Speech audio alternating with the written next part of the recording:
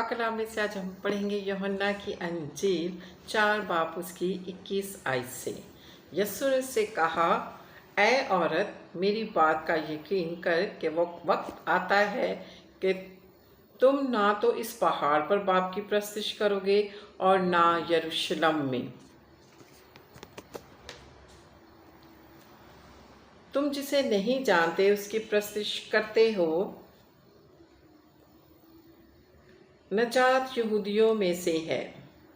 हम जिसे जानते हैं उसकी प्रस्तिश करते हैं क्योंकि नजात यहूदियों में से है।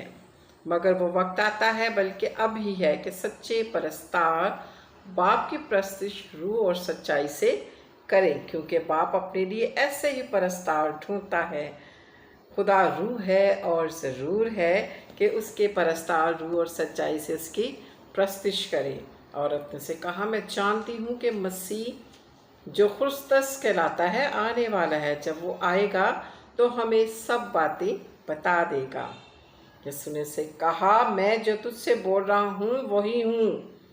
इतने में उसके शागिर्द आ गए और ताज्जुब करने लगे कि वो औरत से बातें कर रहा है। तो भी किसी ने ना कहा कि तू क्या चाहता है या उससे किस लिए बातें करता है। बस औरत अपना घड़ा छोड़कर शहर में चली गई और लोगों से कहने लगी, एक आदमी को देखो जिसने मेरे सब काम मुझे बता दिए हैं। क्या मुमकिन है कि मसीह यही है? वो शहर से निकल के उनके पास आने लगे। इतने में उसके शागिर्द उससे ये दरख्वास्त करने लगे, आए रब्बी, कुछ खा ले। पर शागिर्दों ने आपस में कहा, क्या कोई उसके लिए कुछ खाने को लाया है? यीशु ने उनसे कहा, मेरा खाना ये है कि अपने भेजने वाले की मर्जी के मुआफिक चलो और उसका काम पूरा करो। क्या तुम कहते नहीं कि फजल के आने में अभी 4 महीने बाकी हैं? देखो, मैं तुमसे कहता हूँ, अपनी आंखें उठाकर खेतों पर नजर करो। फसल पक गई है और काटने वाले मजदूरी पाता है और हमेशा की जिंदगी के लिए फल जमा करता है, ताकि बोने वाला और काटने वाला दोनों मिलकर खुशी करें।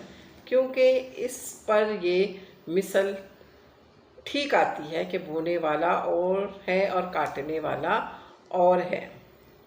मैंने तुम्हें वो खेत काटने के लिए भेजा है जिस पर तुमने मेहनत नहीं की, औरों ने मेहनत की है, और तुम उनकी मेहनत के फल में शरीक हुए।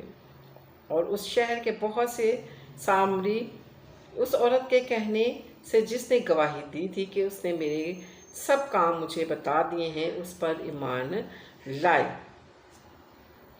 पर जब वो सामरी उसके पास आए तो उसने दरख्वास्त करने लगे कि हमारे पास रह। चुनाचा वो दो रोज़ वहाँ रहा और उसके कलाम के सबब से और भी बथेरे ईमान लाए।